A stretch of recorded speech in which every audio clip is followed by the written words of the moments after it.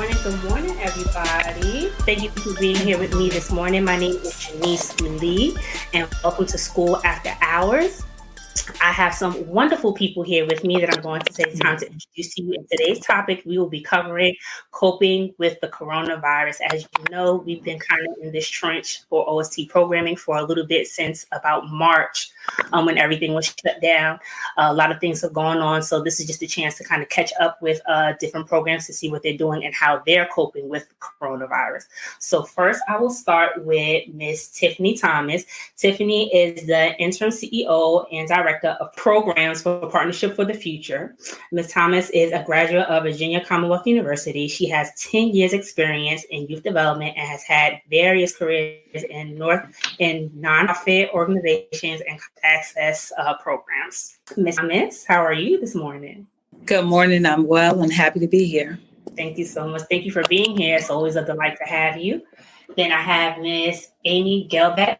Amy works with Higher Achievement and is the volunteer and scholar coordinator at the Bouchard Achievement Center in Richmond. She has worked in education for 2 decades.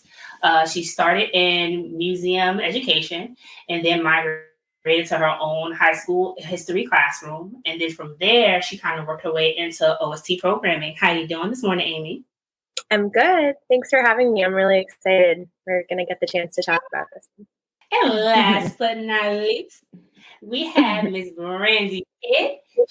She is the program director at the Boys Club of Metro Richmond. She has a BS in political science from Hampton University. She also has an MS in education from Old Dominion University and will complete her PhD in psychology from Walden University. She has over 14 years of experience in classroom teaching in the middle school and high school levels, an additional 2 years experience in youth program administration at Higher Achievement, as well as serving as an instructional specialist on the elementary school level. She is well-versed in program design, lesson planning, mentoring, and academic coaching. How are you, Miss Brandy? How you doing? I'm doing well. Good morning, everybody. I'm super excited to be here and to be engaged in this conversation. So thank you so much for having me, Janice. It is a pleasure to have you here. Well, thank you, ladies, for taking the time to be here with me this morning as we go ahead and dive into this topic.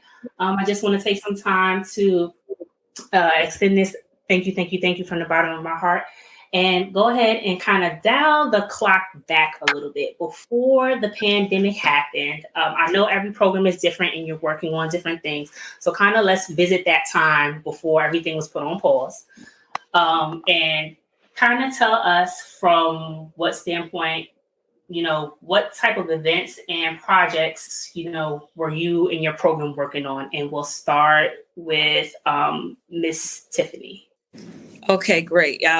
We were right in the thick of several programs and events pre-COVID. And so right before everything really shut down, we had a cultural capital session with all of our high school students, which were about 200 students. And we were happy to be able to have that event on the first Saturday of March. So we barely made that. And so we were happy about that. And I also was in the midst of recruitment time for new students for Partnership for the Future. So while we were able to get all of our applications in, we were not able to move forward with the interview process because of COVID. But in addition to that, we had a lot of activities planned, from a spring break college tour session in April to College Decision Day, and our guides volunteer program to a college fair. We had several things that were coming up between March and May that we had to just put on ice. But before that, everything was going as normal. What I will say is, when January rolled back around, we were preparing for the spring. And so we had already outlined our workshops and everything. So we really did get a chance to see all of our students on that very first Saturday of March, and otherwise it's been virtual since then. Right. Take a moment to take us to talk about a little bit of Partnership for the Future. What kind of program is it? Okay. What type of students do you engage? Give us a little bit of background for those of us that may not know. Sure. So we are now what we refer to ourselves as a workforce readiness organization with a focus on college access and success. And so we've been around for 26 years. We work with high school students in Metro Richmond, City High Schools, Henrico, Goochland, and Chesterfield counties. And so our goal is to equip our students for success in college and beyond. And so we do that by virtue of college prep sessions, college visits. We do one-on-one mentoring. We also have an internship program where our students intern for 3 consecutive summers and are paid minimum wage. So our students get work experience.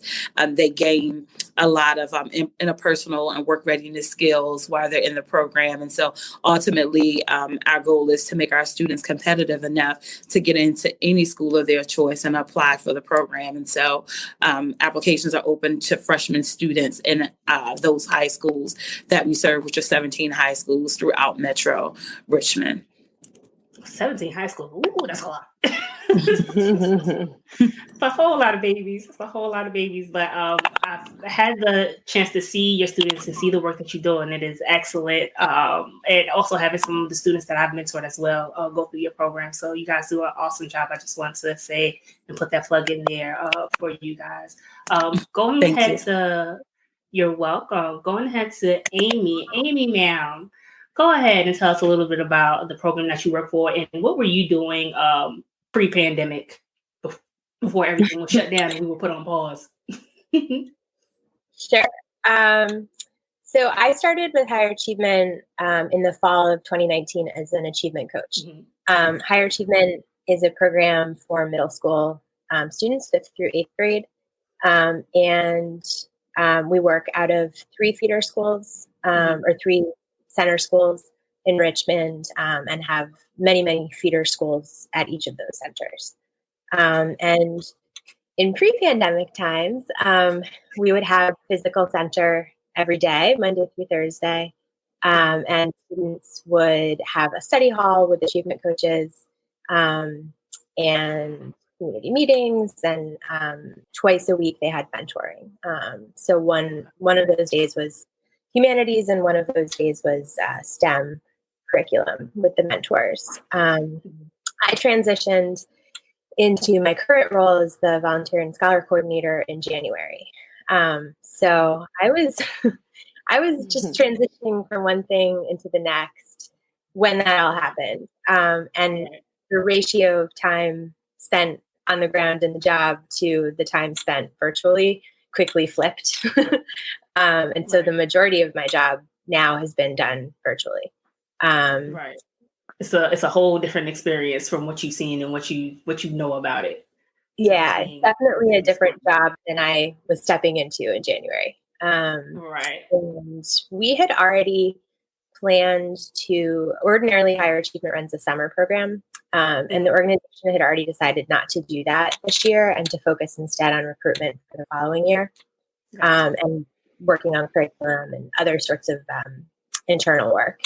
And so we were actually well set up to kind of spend the summer transitioning and running a couple of pilot programs and things. Were there any major events that you were working on during that time? Because I know before the year wraps up, there's some things that you work on as a program. So were there any things that was in the works before the pandemic happened that had to just kind of wait and be postponed? Well, I mean, I was personally working on just welcoming in the mentor class to work with me for the year. I also forgot to mention that we got a new center director at the same time. So we had a new center director and a new volunteer and scholar coordinator when we went into virtual. So we were really just kind of like taking on the program. And as a result, because I've mostly worked virtually, I know of the things we've done every year in the past, but I don't have personal experience with them. So I think we missed college trips. And I know that the plan that we originally had for what to focus on over the summer had to shift slightly. So we won't be starting recruitment. We haven't started that yet, but we will be starting that soon, which was originally the focus of our whole summer. So thank you, Sammy. Miss Brandy, Yeah. Ma'am, what was your, give us a little bit of background about Boys and Girls Club, but also during pre-pandemic, what were you all working on to kind of get through the year? Were there any major events that were going on? Any summer plans that you guys were in the midst of making, things like that? Sure. So, I am the senior program director for the Petersburg Club, which is a part of the Boys and Girls Club of Metro Richmond affiliate. So I know a lot of people are familiar with our Richmond clubs and our Richmond club directors, but hop on 95 and travel a little bit. And just a little there's further another down. club out there, just a little further down, right?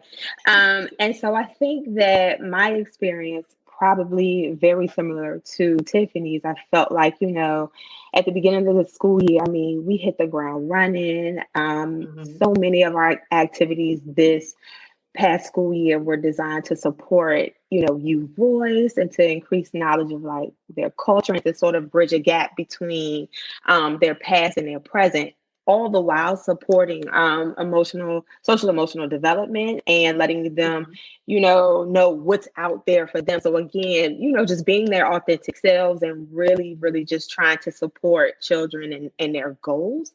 Whether that was, I want to pick up a trade, or I think college is for me and I want some support, or I just don't know. So, expose me to everything. And so when I think about where we were when the pandemic started, it was definitely a situation where we were just finishing supporting the Read Across America, that national initiative where we are trying to, but we had done some differentiated things with the grade level. So we had, celebrity readers come in. The president of Virginia State had come in and read. Our local principal, our mayor from Petersburg came in and read to the children. But we also, for our older kids, had a college access panel where we had people who look like them come and share their experiences. We had a young author on that panel that was a college graduate that had graduated early.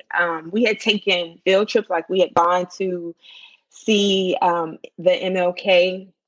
We did the MLK visit. We did that in January, but just like, again, bridging all of those things together, which led us up to Black History, which then rolled us right into Read Across America. And then we were engaging with local partnerships. And so we had a partnership with an art studio, and there's local Shriners that, would come in. And so, I had the opportunity to go back to my club in the last few months, and it's like a snapshot of where we were in time. So I walk in and there's like Dr. Still frozen. Right, it's like frozen because it was really just that. It was like, okay, do this, do this, do this, do this. And I remember like we had some kids who were doing in-club community service because one of the days it was like each day had a theme. So there was like a silly sock day. So we had kids that were like passing out socks that Virginia State, the track and field coordinator, had donated to us. And it was like even the socks were still on the table from, it was like, okay, it's time to go. It's Friday, it's shut down. And thinking, at the time, not knowing when we get back, you say, okay, well, we'll go back, Monday or Tuesday. And then it was just like, whoo, here it is. We ain't coming back. Like, oh, we're not coming back. So that definitely is what there were all of these things that were planned for the spring and the summer that just didn't happen. It was definitely a pivotal point for us, finishing up one activity, getting ready to transition into other activities that just didn't happen. Right. From that point, going into my next question, you're out of school for a while, you're out of programming for a while. So what kind of changes in that time of freeze did you have to make in order to prepare for where you might be opening up in summer or opening up in school? So what were those conversations like, and what were some of the actions that you guys had to take in order to not just retain your children, but also retain your relationships? Let's start backwards. Let's go with Brandy. Sure. I think for Boys and Girls Club of Metro Richmond, it was an immediate transition. It was definitely not business as usual. So for my particular site, I see between 80 to 100, 102 children a day. And so we're obviously not seeing those children face to face. And we have a saying where we, and it's something that I remember from like when I first interviewed and like one of my first conferences with Boys and Girls Club, we talked about having a program that really, transitions from the club door to the front door of homes. But I think as a result of how we had to transition, we found ourselves literally being at the kitchen table with families. No longer were we just interacting with members, but some of those family relationships actually strengthened. So instead of being seen as a place where, your child takes the bus here and I may, see and talk to a parent at a desk at 7 o'clock when you're picking up. Now we're having real conversation about what is it that you and your child needs to survive in this time. And that conversation, I think, really pivoted us as an organization because, again, we're not just providing after school care that, is so much more. And I love to share that Boys and Girls Club is so much more than after school care. But I think we, again, just really transitioned because now we're able to provide through the assistance of some grants, rent relief. Like, who would have thought that Boys and Girls Club would have ever been able to help families pay rent? We're out grocery shopping. We're delivering food. I think one of the things that doesn't get talked about is that even during the pandemic, children are still growing and they're outgrowing things. So there were families who expressed the need, to say, hey, my child is growing her clothes. Can you help? So being able to provide funds for those kinds of things, or as parents wanted their children to participate in the virtual programming or like the summer school that the school system was offering, but not having internet access or devices, being able to support in that way. So I definitely think that the pandemic gave Boys and Girls Club an opportunity to look at how we do business, to transition from doing business as usual, and to really, meet our families where they are, providing what they need. So as awful as this pandemic has been for our communities, I definitely think it has given us an opportunity as a team to come together and change how we do business on behalf of our families. Right. Good point. Thank you for pointing and sharing that out, Brandy. Miss Tiffany, I know with programming during the year, it's a little bit different for you all, being that you deal with the high school students and you basically have programming in the summertime. So during the pandemic, what was that like for you? Okay, great question. And I just want to go back to the question you asked before, because I didn't properly answer that question about what I really was doing pre-pandemic. So just really quickly, our staff was, they were having one-on-one meetings with students and visiting them at their schools after school for about 15, 20 minutes a month. We also had our guides program where we had volunteers having monthly 2-hour meetings with our seniors to help navigate through that 12th grade year process. We had our first cultural capital session in November, followed by team building in December. We had a really great, wonderful holiday social party that we did in December and was able to bring all of our students, volunteers together. And we really, really had a great time. So, we had a great end of 2019 and you had a little turn up. 2020. So yes. So, we were certainly happy to have that. We had to pivot really quickly. As I mentioned before, I was right in the middle of recruitment season for Partnership for the Future. Luckily, and very, very grateful that we were able to get all of the applications in, and the deadline was prior to everything shutting down. And so we received all of the applications from the interested freshmen from the 17 schools. And, like I said, we could not do the interview process, which is a part of what we always do. So we just had to figure out a way to make selections and do it a different way. As Brandy said, the pandemic certainly has pulled out things, I think, from a lot of people, where I think business will not be the same as it was before. While COVID is very, very, very, very serious, very, very life-changing, life-threatening, out of all of this, badness and negativity of what's going on with this virus, some positive things have come to light for a lot of organizations and a lot of people. And so for us, like I said, we figured out how we would make the selection a little differently for Partnership for the Future, and was able to extend admission to 78 students for the program. We also took a quick pause in the month of March. For me, it's I've kind of been in transition really since March. I hired two new team members underneath of programming. They started with us the first 2 weeks in the office, and then they've been home ever since.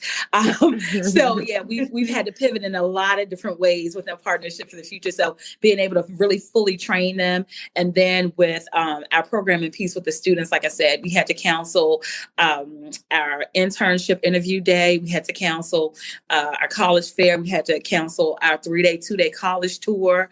We had to cancel our college decision day. We had to put a pause on our mentoring, but we did bring that back in April and May and just moved it into a virtual setting. And so we quickly pivoted with that. And then our summer is a very, very, very important part, is our busiest time of the year. And this is where our students are interning at companies for 7 weeks. And so we had to make a decision on whether or not we were going to be able to move forward, and if some companies could take our students virtually. And ultimately, we ended up having to cancel the internship program just because, some companies could and some companies couldn't.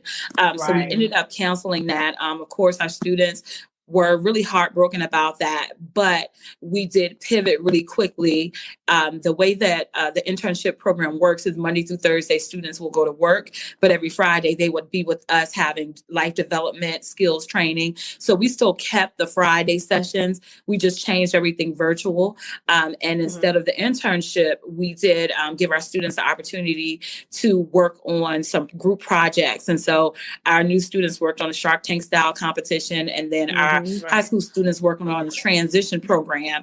And so that way our students were still able to earn some money to be saved in their college savings account with us. And so that way they wouldn't completely miss out on being able to have some funds to save for college. So we were able to pivot really quickly. And, with us being able to do it that summer, it really set us up to continue virtually in the fall and the spring. Got you. Now, having to switch from physical to virtual, what kind of platforms did you have to use to make that happen? Great question. I will say, kudos to Capital One. They had a really great team that I worked with this summer to figure out which was the right platform for Partnership for the Future students. And so we used Google Classroom, which we had started using last year, but we've used it a lot more intently this year. And then we used Zoom, we used WebEx, and then we also used Google Meet. So we used a mixture of platforms to work with our students on.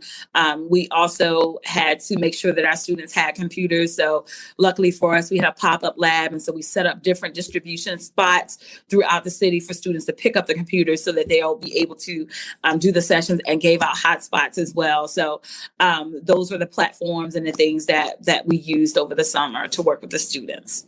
Thank you for sharing those. So if anybody are using those platforms or needed a reference for using a platform, thank you for sharing those out, Ms. Tiffany. I greatly appreciate it. For those that may be listening from OST programming. Amy, during this time in the middle of the pandemic, what things did you have to kind of prepare yourself for? And like you said, that you have a mentoring component to higher achievement. So how did you have to begin to work that out when you're getting new people in, and all of a sudden you have to stop everything and kind of reroute everything that you're doing to kind of make it not just work for the mentors, also for the students? How did that work for you? Very early on, we worked to try to make sure that the mentors could stay connected with the scholars. So we made a series of phone calls just to make sure that families were okay with that ongoing communication. So we set that up right away. And then we also ran a mentor pilot over the summer. And so while that was only one group of kids, we picked one from each center. And so we were able to sort of practice over the summer and see what that would look like on the ground using Zoom as our platform. In terms of getting new mentors, that didn't really pick up until the end of the summer. We get a lot of our mentors from college campuses. And so the really big push from some of those offices, the service offices on campus, didn't come until the fall. But we do currently have more mentors than we have actively engaged scholars. So we're working hard on that piece. We've had a lot of interest from people to come and do some work virtually. And it's something that I've found kind of interesting, because it's a different ask than asking people to come to a school on the South Side in Richmond, park their car there, come in, stay for 2 hours, be in an environment that might not feel the greatest, and then go home. That's a very different thing than being at your house, spending an hour, on Zoom with a scholar. So that, I guess that's just to say we have a lot of people willing to do that. And we don't really have as big of a need right now as we did prior to going virtual. So that's sort of something that's been playing around in my mind, like, why is that happening? And how can we work to retain, people's desire to help once we are back in a physical space? And I know during the time, the higher achievement, they're working on social emotional learning and things like that. So when the pandemic happened, like, were they able to kind of push forward with that agenda in a different way? Or how did the learning process kind of have to change for coping with the pandemic? Yeah, I mean, it's still a big focus. In our programming now, we always have the opportunity to check in on SEL stuff, and it's embedded to our curriculum. So we have a series of relationship building sessions between mentors and scholars. In terms of over the summer, checking in with our scholars very early on before the organization decided on sort of virtual offerings, our affiliate and the amazing Jasmine Hooks decided to hop on Instagram and do some Instagram Live. So we were doing that for many weeks before we ever started anything from top down organizationally. And so that was fun. And that was just kind of playing around and seeing what we could do with that. We did cooking and scavenger hunts and all kinds of, like, what can we do? What can we do? And then at the end of the summer, we held family meetings. And I think that Brandy was speaking to this, just that we had the opportunity for much richer meetings and to really hear a lot more about that social and emotional piece, not just about academics, but about, like, what's going on in the home and how's everybody feeling, what are some social goals for the year. I know in the meetings I had with families, I really tried to focus on that and to try to get the parents and the scholars talking about those issues. So if a scholar is very introverted, that might be, exacerbated right now. And so just kind of talking about what that means. Talked a lot about agency and autonomy and really advocating for yourself during this time, looking out for each other, but really making sure you're taking advantage of what's out there to get if you have needs. So I really thought that I've never done in-person family meetings at the start of the year, and those would have probably been lovely as well. But the ability to connect at this time while people were feeling so disconnected felt like a really special experience to have with the families. And also to add to that point, or to ask this question, I know it may be off script, but I wanted to ask you guys, being that we're talking about family and engagement, have you seen more increase in family engagement because of this experience, being that, you're having people to have to come together in a virtual space instead of in a physical space during this time? And how has that kind of helped your relationships with the families as well? Amy, we'll start with you, being that you were the last one to comment on it. And then Tiffany, we could jump to you, and then Brandy. Is that okay? All right. I think that the scholars that are engaged, we have stronger ongoing relationships with their families. The scholars that have not been engaged in our programming since school began, I think some of those families we had really impactful and meaningful meetings with. And I don't know if, that will lead to anything. I don't know if we'll get those scholars back, but I feel like it was at the very least like a last good action to give to that family that had been involved in our program, an opportunity to really reflect on what's going on. I think it's also, I don't remember if it was Tiffany or Brandy who spoke to this, but the idea of, out of school time programming being after school babysitting.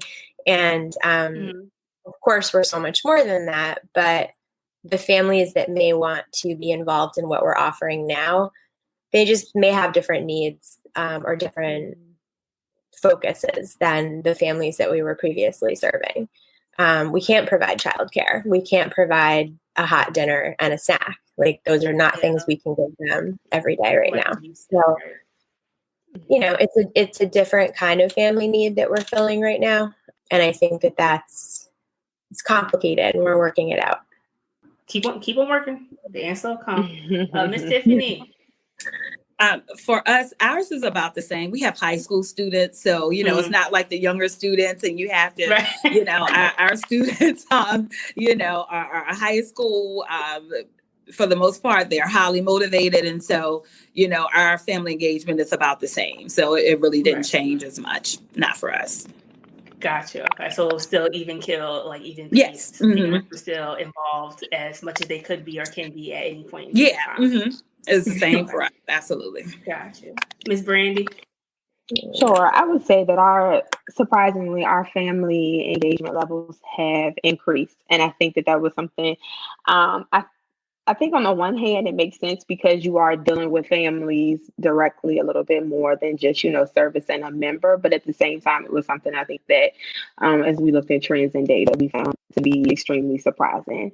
And I think part of it is the result of, we did summer virtual programming as well. So we used Zoom to hold like regularly scheduled themed meetings and activities with the children, but we were able to partner with Cooperative Extension this summer to do a cooking experience for our children.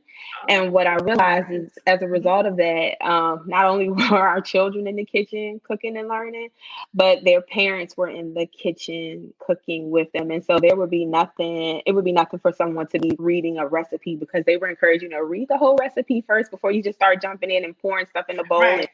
And, but then there would be moms on the screen, peering in saying, could you read that part again?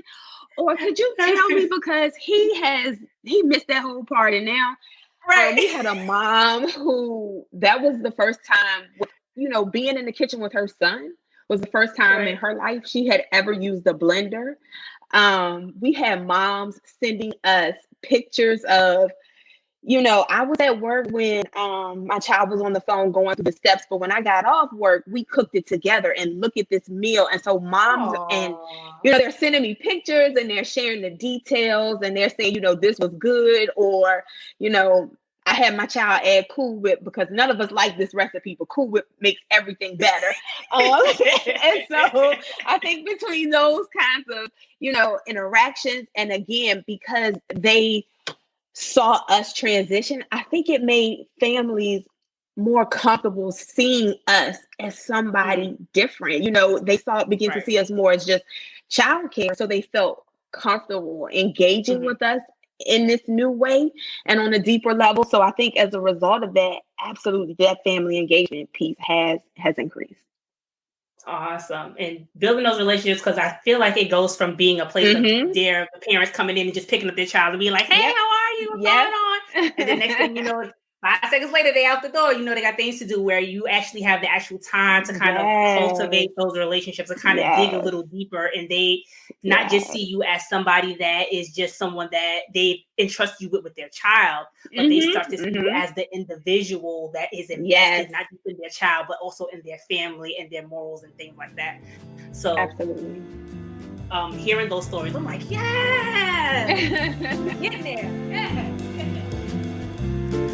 All right, you guys, we're going to take a break. When we come back, we'll be finishing our conversation about adapting to the virtual learning environment.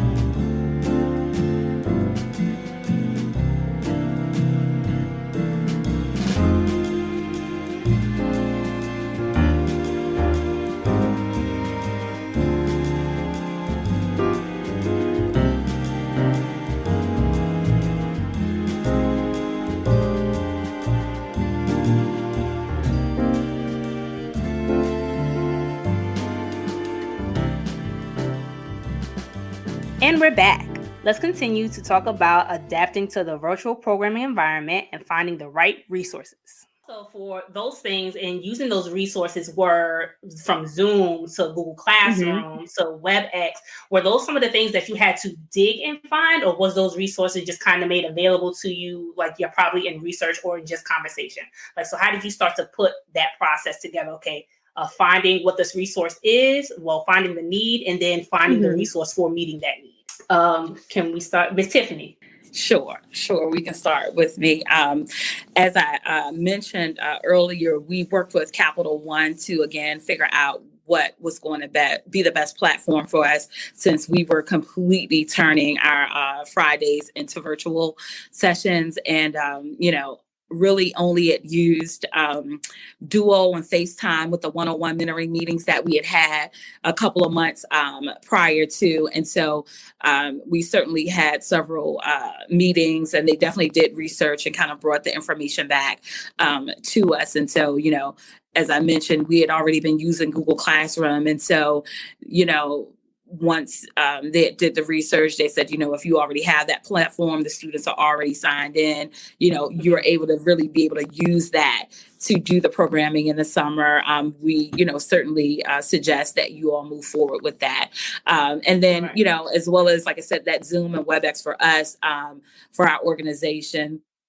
We use WebEx mostly. So we did end up purchasing a Zoom account to do Zoom because Zoom is a lot more easier for students versus that WebEx part, which is, really set up for corporate. And so, that's why we really used a mixture of sessions, but also really quickly realized that we couldn't have two Zoom sessions at the same time underneath that same person. And so that's why we had to kind of use multiple ones, but we ended up adding on additional licenses to other staff so that we can make that happen. So that was one little thing that, that I didn't initially know. And I was like, okay, wait a minute. All right, let's just jump on this other platform. And so it was really easy because a lot of the schools are using Google Classroom already with their students. And so, our students already know how to use it. And so it just really was seamless and easy. We just had to make sure that our staff really knew how to work Google Classroom, especially because we also hired college students during the summer. And I was still able to do that. I just didn't hire as many as I normally would.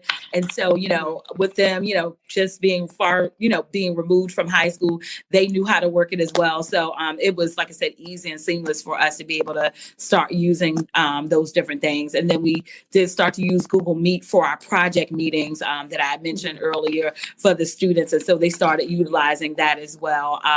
And so we really got a great feel of how to work with Google Meet if we were having group meetings with our students. Right. And then you also have to incorporate training for those that may not have known for Google Classroom, Google Meets, and Zooms, kind of incorporate training before the summer for staff, or how did that work?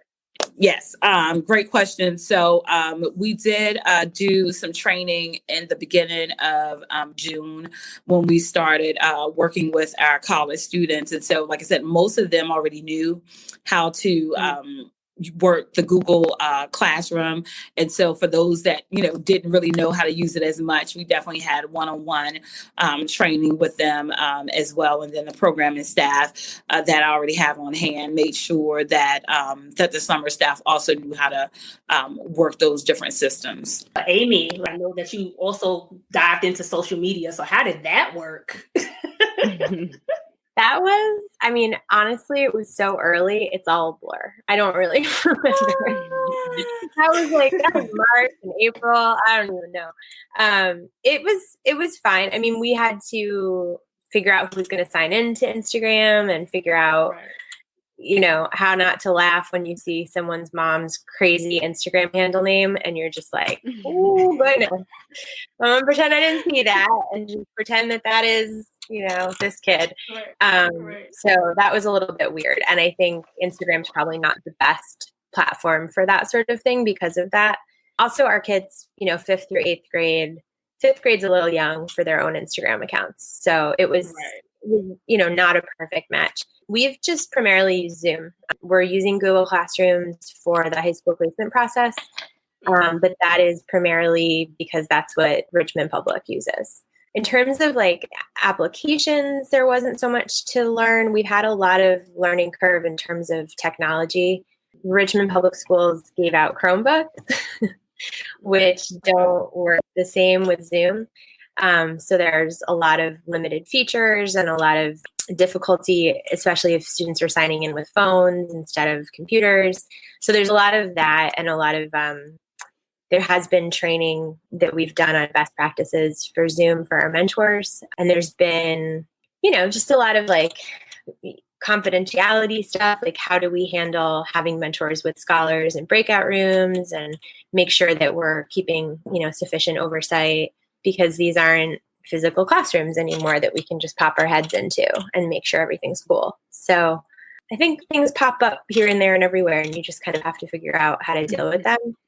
Zoom came down from above. Like that was just what we were using always. So I don't know that we ever even considered using other stuff. That's what we use for organizational meetings and for all of our offerings. Right. So. Zoom is saving the day for everybody nowadays. Yeah. And much needed. Miss Brandy, your resources that you mentioned, was it a case of you having to find them, having to create them, just having a conversation and someone referring it to you? Like, how did that work? Sure. So I think we were in a position where we were super fortunate that our leadership team kind of put the ball in our court to try out some different things, to do some research to see what we thought would work best for our members, with, us being mindful of, the confidentiality and the web safety and things of that nature. So we didn't, have a top down, here, do this. Right. It was, what do you think about this? Or I remember being a classroom teacher. Edmodo was something that I utilized heavily in the classroom. And so we talked about Edmodo. Might that be something that could work? Or, should we be creating YouTube channels? What is Boys and Girls Club of America doing? Might there be an opportunity? So it was really, let's all sit at the virtual table together on this topic and see what works best for everyone across the board. And so ultimately what we decided is that Zoom worked. So we were able to get, those additional licenses for us to have, meetings that don't cut off at, a certain amount of. And so, but we were able to initiate security features such as, making sure each meeting has a password, or that we institute a waiting room, and that you have to go in and put your name on the bottom of your screen so that I know, if I don't know who LX, I think this is somebody who has, tried to crash our meeting, So putting those features into place has allowed us to utilize Zoom in a way that is safe for us as well. And then because we often worked in tandem with other members, other program directors or assistants, we were able to eliminate those issues where, okay, it's just one person alone with kids. What's happening? There was always another adult on the Zoom calls with us. So that was beneficial. I think our biggest challenge in using those Zooms is that ultimately with the younger population, children were on their parents' devices. And so you were still kind of in a situation where you had to honor that parent schedule. So you may send out a request, a Zoom meeting, and if mom is at work and that's the only device in that home, then that child may or may not be able to log on at that time. And so for us, it wasn't a huge learning curve. Getting families familiar with Zoom, I think that part was easy. I think for us, the curve came in to, when are we trying to access these children? What's the best time of day to be able to host these meetings, and just being realistic when it came to our expectations for who was able to participate. Because again, when you are used to servicing 80 to 100 children a day, it is culture shock to then transition into, 15 or 20 in a setting. And so it's the kind of thing where you don't, you have to not take it personal, but realize this is just part of that transition. And for speaking from that place of experience of not taking it personal, how do you begin to, Brandy, digest that part of it? Like trying to understand that there might be only one device in the home. So how do you be like, okay, in your mind, something may have gone on, they might not be able to do it right now. Is there a precaution of you doing a check-in afterwards just to make sure everything is okay with that child and that family?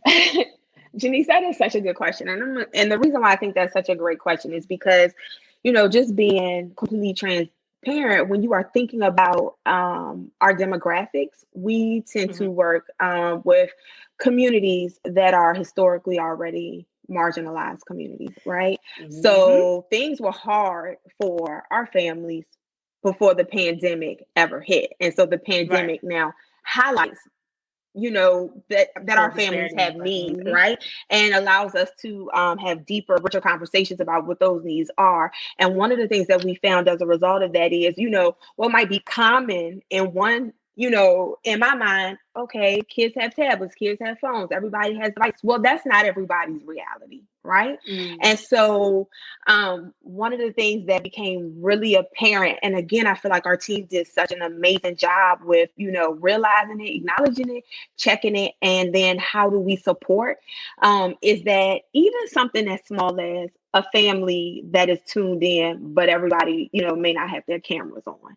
We are battling, just their reality when you think about, maybe I don't want you to see what my house looks like. You know what I mean?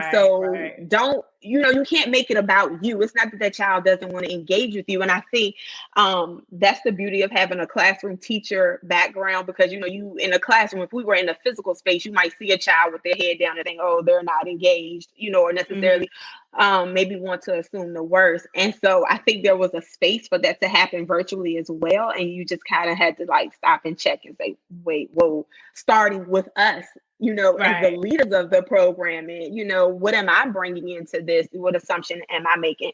And so we know that, children not visible on screens don't mean that they are not engaged. I feel like some of our most engaged teens, especially, all you saw on their Zoom calls was the ceiling fan going, or this one space of wall behind them, or maybe it was black screen, but they were really still talking to you. And so, and then also with again, self-included, it's a pandemic. Who was going to get their hair done? Who was going to get a haircut? Those kinds of things. I don't want to be seen on screen with my peers, and I don't feel that I look my very best.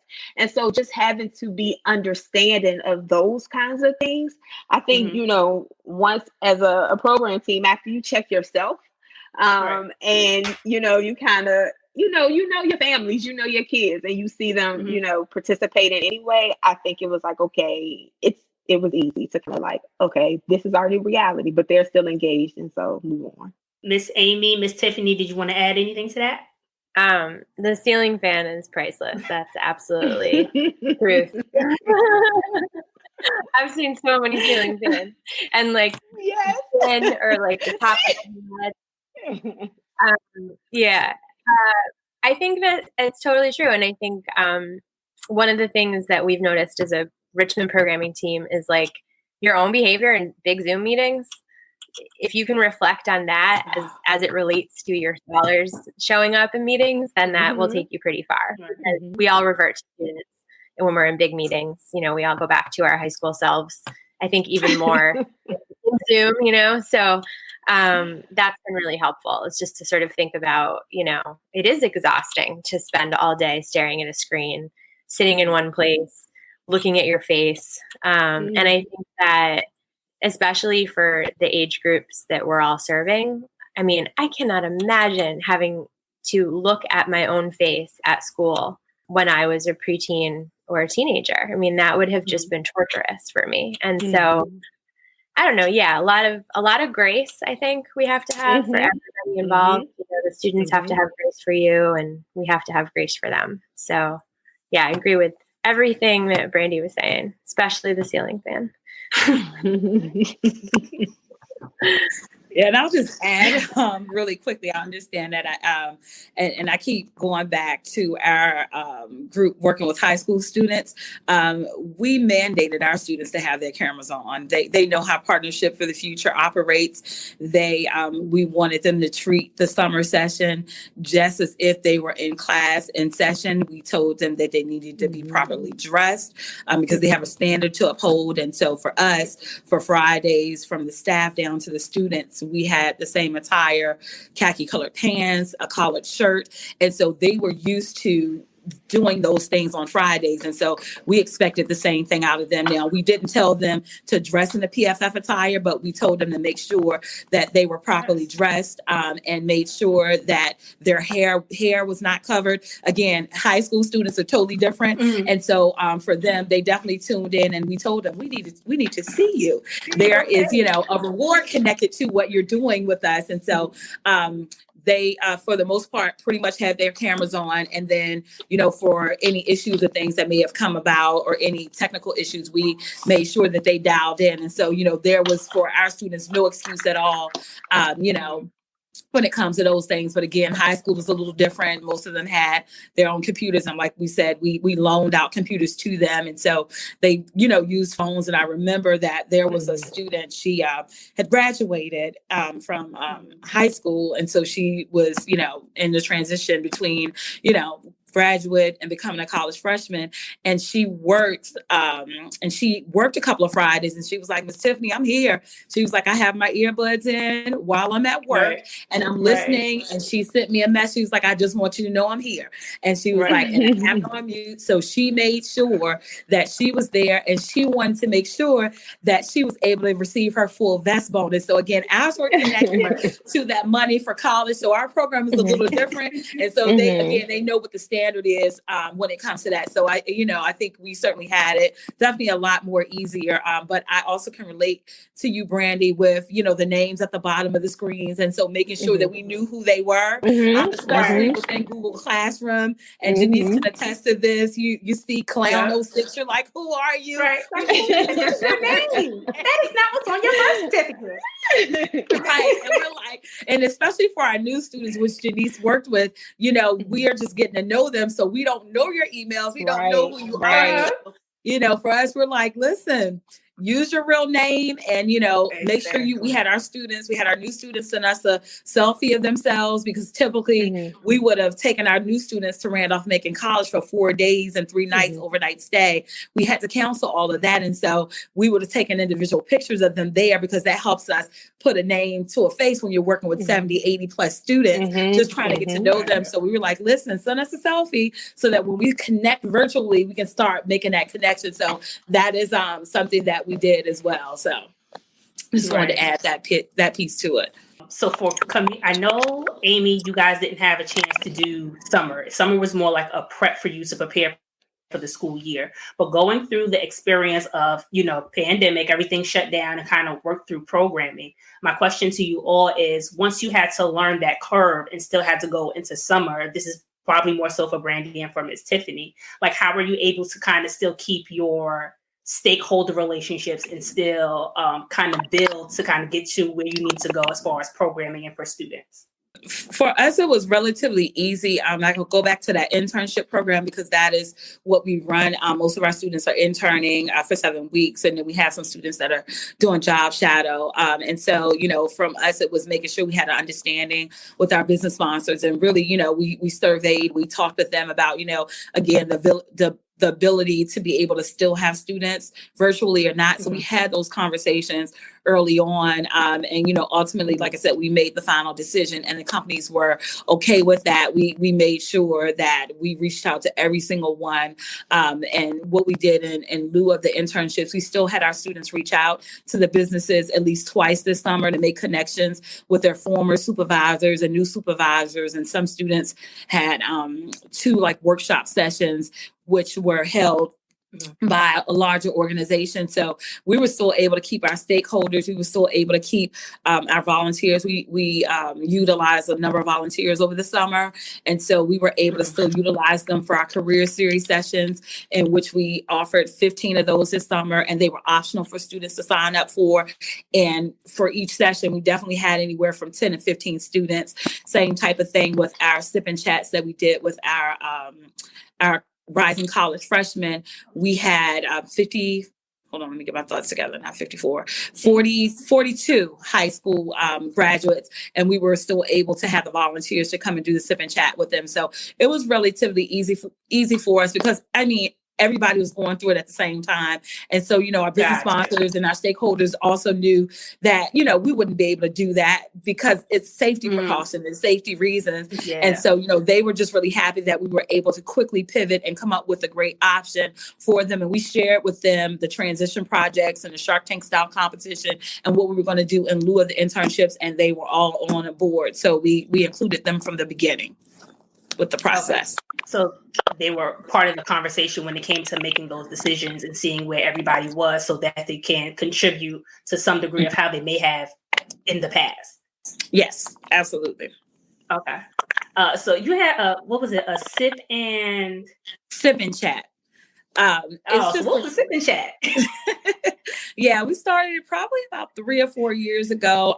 It's just a really quick networking exercise.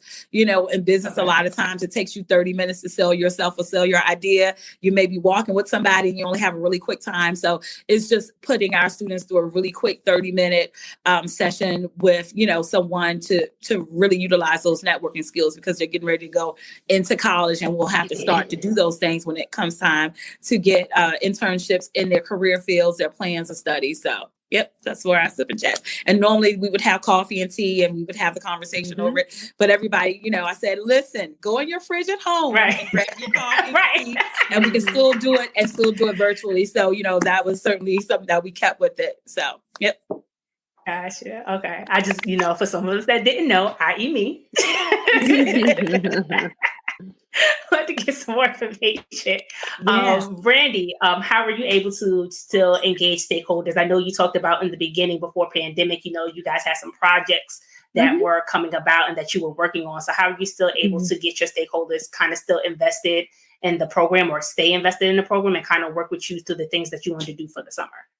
We have been in a fortunate situation where our stakeholders have been very understanding of the transition that needed to be made. Also, of course, expecting us to be accountable, kind of just tell us what are you doing, those kinds of things. So to that end, though, they've been very supportive. So the different, stakeholders, I think, have worked with our leadership team to be able to provide funds to be able to support families. They've been able to provide their own personal resources and connections. So we've been able to, as a result of partnerships and just the engagement with our stakeholders, deliver hot meals to families directly from a restaurant. And they got to, pick the meal that works best for their family and their family's likes and needs.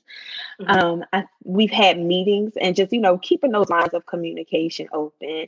And it's not the kind of thing where it's like, okay, are you doing, what you said you're going to do? Right. It's more like, well, tell us what you're doing so that we can help, so that we can share the story of, the good that's still happening, for children in the organization. And in my case, Petersburg, specifically, one of our biggest funders, we were able to meet and have presentations and just be able to show him, this is what we're doing, so again, even though the pandemic has been awful, we've been able to go deeper with the members that we are engaging with. And I think that, has been impactful for our stakeholders to be able to hear. For some of them, we haven't been able to engage with all of them because some of our stakeholders are more hands-on, are more, in the building. For example, the Petersburg Shriners group had adopted our club. And one of my last memories of those guys, they were at Read Across America and they were passing out books to children on the way out. We had a book donation and they were making sure we wanted every child to leave there, every family to leave with books. and they were Okay. passing out books, you know what I mean? And so they contacted us because, they want to know when can they get back in the club. And so for some of those stakeholders, those things obviously are on hold, but for others, it allowed them to just support us as we engaged in a different way.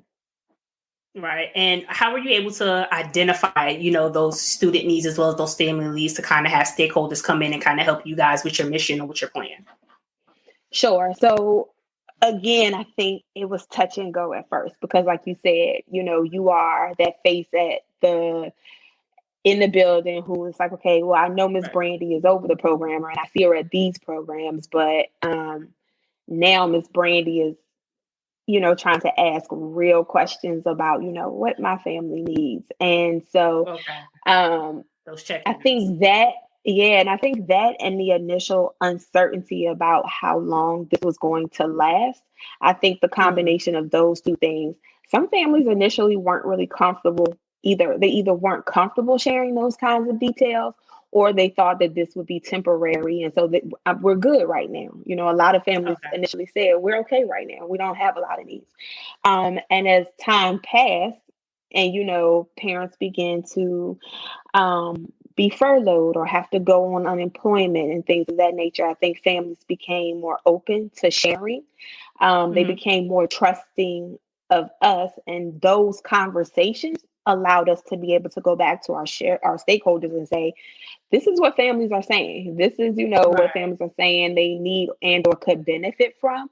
And I think that allowed our stakeholders to be able to then decide, how they could best support the work that we were doing. Being that you all have the experience of going through COVID-19 and we're almost finishing out the year, what do you feel like the plan will be kind of moving forward for your organization, but also for what you want to do with your kids for the following year? Go ahead, Ms. Tiffany.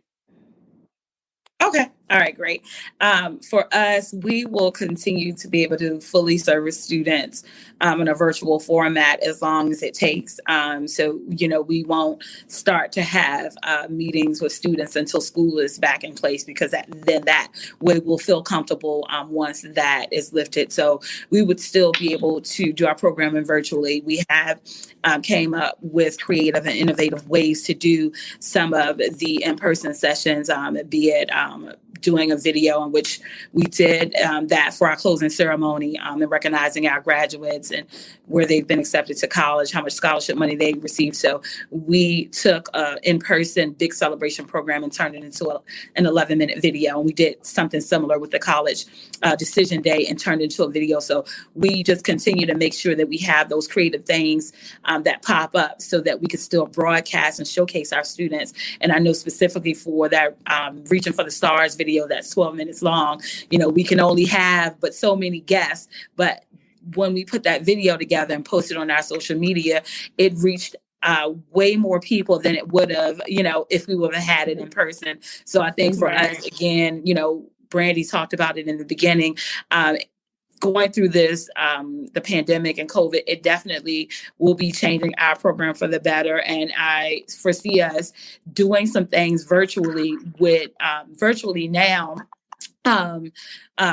continuing that on moving forward. And so that may be for our opening session kickoff meetings. We do virtual meetings versus having them come to one location and can alleviate, finding venues and sometimes having to incur charges for venues. So I can see us doing a few things, and that guides mentor program I mentioned, I'll be assessing that. And I'm hoping it goes over well so that can turn into virtual. So we'll still have elements of virtual and in person, but, really won't have to fully rely on the in-person in which we have always done. So it just really opens it up for us to be innovative with programming moving forward. Gotcha. Thank you for sharing, Ms. Tiffany. Sure. Ms. Brandy?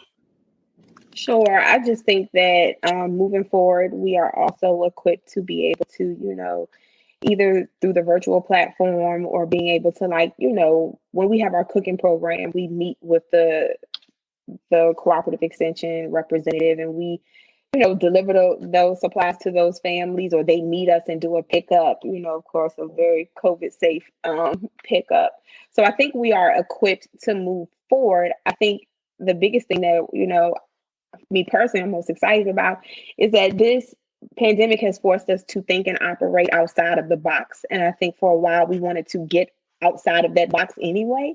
And so this has put us in a position where, we've been able to try some of those things that maybe we wanted to do but hadn't gotten to yet. And so here we are. And so we know that we can. So we're building that muscle, if you will. And I just don't think that, again, business will ever be the way it was. But I think that's a good thing. Right. Doing a different venture. And, Indeed. It wasn't, it's not exactly how it was before, but it doesn't mean that it's not better. That's right. Right. Amy. T. So we are definitely committed to doing virtual throughout the rest of the year. And in terms of going back to in person, I miss it. I would really like to go back, and my favorite thing is to be in person with young people. So I have mixed feelings about that. I think there's certainly things that we can work in now virtually. I could see there being a virtual component to the mentoring program as well. But there's other things that, I just continue to have it driven home to me that being in each other's presence is so important when you're working with young people. And it's important for you to be in their presence so that you can understand what they need. So I'm torn. I think that, business is not going to go back to normal. But I hope that we still have those opportunities for more direct connection with young people, because I think that's a big part of what they need. Thank you, Amy. That is a great thought to end on today. As you said, for us and them, our connection with youth is a vital part of why we do what we do. It fulfills us, nourishes us, it fuels us to continue to do this important work. We must continue to foster those connections no matter what the future holds. I want to thank my guests again for being a part of this conversation. Thank you so much from my heart. There were a lot of good points mentioned in this episode as we discussed the transformation of OST programming, its effects on students and families.